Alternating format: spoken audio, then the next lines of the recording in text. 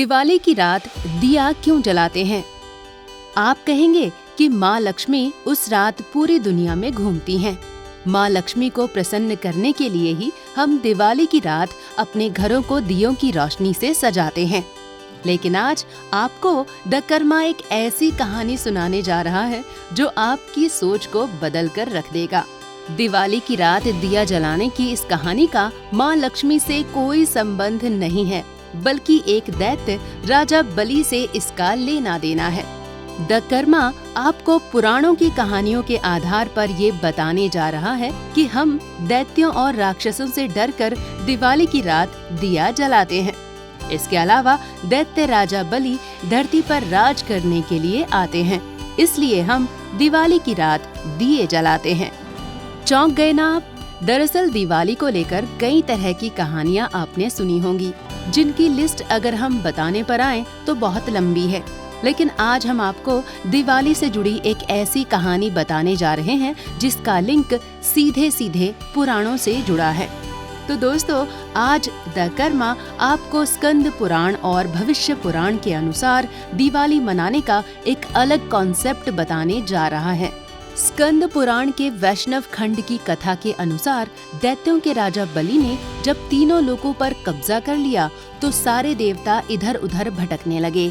सभी देवताओं ने भगवान विष्णु से प्रार्थना की कि वो दैत्य राजा बलि को पराजित कर उनसे तीनों लोगों का राज छीन लें। भगवान विष्णु ने राजा बलि से तीनों लोक छीनने के लिए वामन अवतार लिया।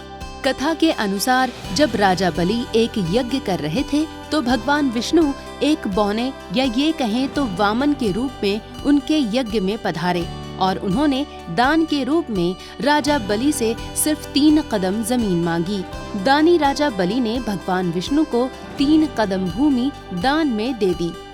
वामन बने भगवान विष्णु ने इसके बाद खुद को इतना विशाल बना दिया कि उनके अंदर ही तीनों लोक नजर आने लगे।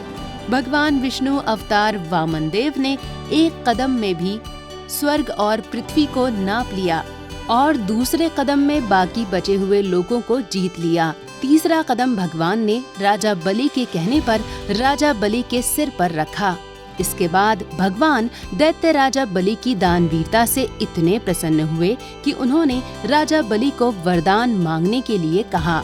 दैत्य राजा बलि ने विष्णु से वरदान मांगते हुए कहा कि मैंने अपनी इच्छा से वामन रूप धारण करने वाले आप भगवान विष्णु को भूमि दान दी है और आपने उसे 3 दिनों में 3 पगों द्वारा नाप भी लिया है। इस वजह से आज से लेकर 3 दिनों तक हर साल पृथ्वी पर मेरा राज रहे। उस समय जो मनुष्य पृथ्वी पर दीप दान करेगा यानी दीप जलाएगा, उसके घर में आपकी पत्नी लक्ष्मी हमेशा वास करेंगी।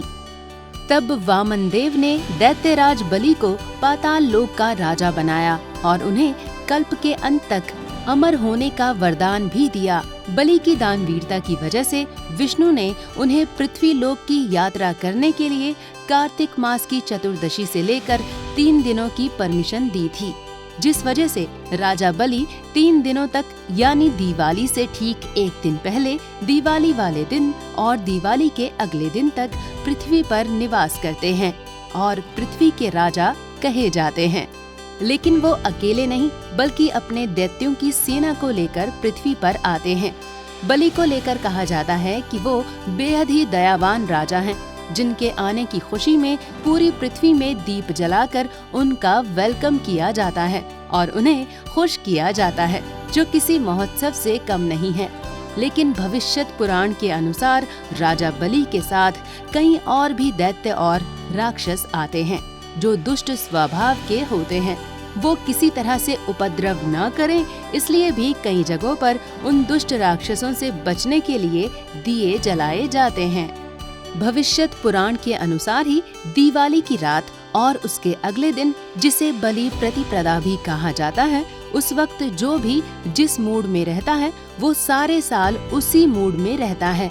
जैसा कि आप जानते हैं कि यूरोप में न्यू ईयर के बारे में कहा जाता है कि साल के पहले दिन अगर आप खुश रहते हैं तो पूरे साल भर आप खुश रहेंगे, और अगर आप उस दिन रोएंगे तो पूरे साल भर आप रोते ही रहेंगे।